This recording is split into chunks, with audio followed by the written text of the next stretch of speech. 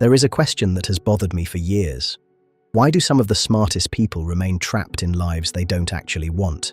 Think about it. You've probably met them. Maybe you're one of them. They read constantly. They understand psychology. They know about habits. They know about discipline. They know exactly what they should be doing. And yet, year after year, nothing really changes. Their goals remain goals. Their plans remain plans. Their future never seems to arrive. Why? Most people blame laziness. Others blame motivation. Some blame discipline. But none of those explanations go deep enough. Because if knowledge were enough, intelligent people would never be stuck.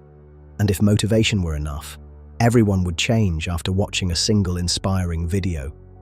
The real answer is more uncomfortable. Most people aren't trapped because they're failing. They're trapped because their current life is rewarding them enough to stay exactly where they are. Think about that for a moment. Not punishing them enough to change, rewarding them enough to remain the same. That distinction changes everything. Imagine a man who hates his job.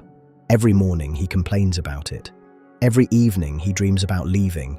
He talks about starting a business, talks about changing careers, talks about building something meaningful. Yet 5 years later, he's still there. Why? Not because he couldn't leave, because he never had to. His job pays enough. His life is comfortable enough. His routine is familiar enough. He's unhappy, but not unhappy enough. This is the dangerous middle ground. Life isn't painful enough to force change, but it's not meaningful enough to create fulfillment. So people drift, and drifting feels safe. Carl Jung once wrote that people will do almost anything, no matter how absurd, to avoid confronting themselves. When I first heard that, I assumed he was talking about fear.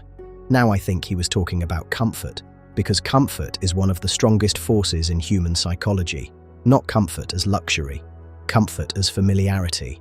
The familiar routine, the familiar excuses, the familiar frustrations, the familiar identity. The human mind often prefers a familiar prison over an unfamiliar freedom. And that's where intelligence becomes dangerous. Most people think intelligence is always an advantage. Sometimes it is. But intelligence has a shadow side. An intelligent person can rationalize almost anything.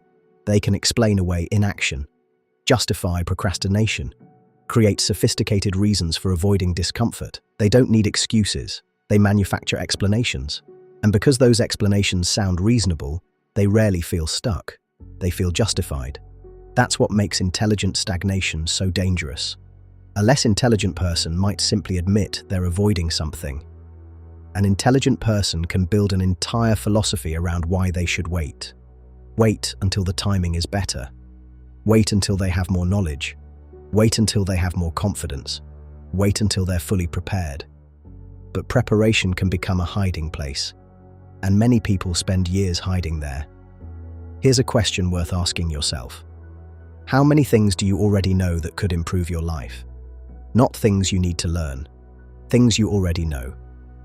Exercise, better sleep, less distraction, more difficult conversations, more responsibility, more action. Most people already know these things. So if knowledge isn't the problem, what is? I think the answer lies somewhere deeper. I think many people are secretly more afraid of their potential than their limitations. At first, that sounds ridiculous. Who would fear their own potential? But think about it. What happens if you actually become the person you've always wanted to be? What happens if you finally become disciplined? What happens if you finally build the business? What happens if you finally develop confidence? Something uncomfortable happens. You lose your excuses. You lose the ability to blame circumstances. You lose the comfort of saying, I could have done it if I really tried. Responsibility arrives, and responsibility is heavy. Potential is dangerous because it demands something from you. It asks you to act. It asks you to sacrifice. It asks you to become someone different. And becoming someone different means letting part of your current identity die. That's what many people resist. Not failure, transformation. Imagine a man who discovers he could have built an extraordinary life. Not a perfect life, not a famous life, but a life that demanded everything he was capable of giving. Now imagine he realizes this at 70 years old. That's the fear nobody talks about, not failure. Realizing you settled. Realizing you adapted to a life that was smaller than the one you could have lived. That's why potential haunts people, because deep down they know They know what they're avoiding. They know the conversations they're not having. They know the risks they're not taking. They know the person they're delaying becoming. And every year they wait, the cost increases. This is why most self-improvement advice fails. It focuses on behavior. Wake up earlier, work harder, be more productive. But behavior is rarely the deepest problem. The deeper question is this: what reward are you receiving from staying the same? Because there is always a reward. Maybe it's comfort, maybe it's certainty, maybe it's avoiding failure, maybe it's avoiding judgment, maybe it's avoiding responsibility. But until you identify the reward, you'll keep fighting the wrong battle. You'll treat the symptom instead of the cause. The breakthrough doesn't happen when you discover another strategy. It happens when you become honest.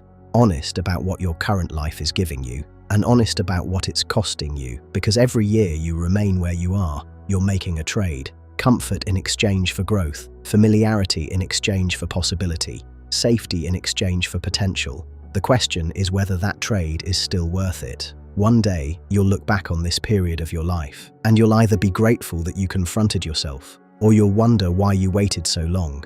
Because the greatest tragedy isn't failure. The greatest tragedy is adaptation. Adapting to a life that quietly drains your potential. Convincing yourself you'll start someday, while someday never arrives. So before you ask how to become more disciplined, before you ask how to become more motivated, ask yourself something far more important. What is my current life rewarding me for? And what is it costing me? Because the moment you answer that honestly, everything changes. The question isn't whether you're capable of more. You probably already know that you are. The real question is whether your current life is still rewarding you enough to remain the same.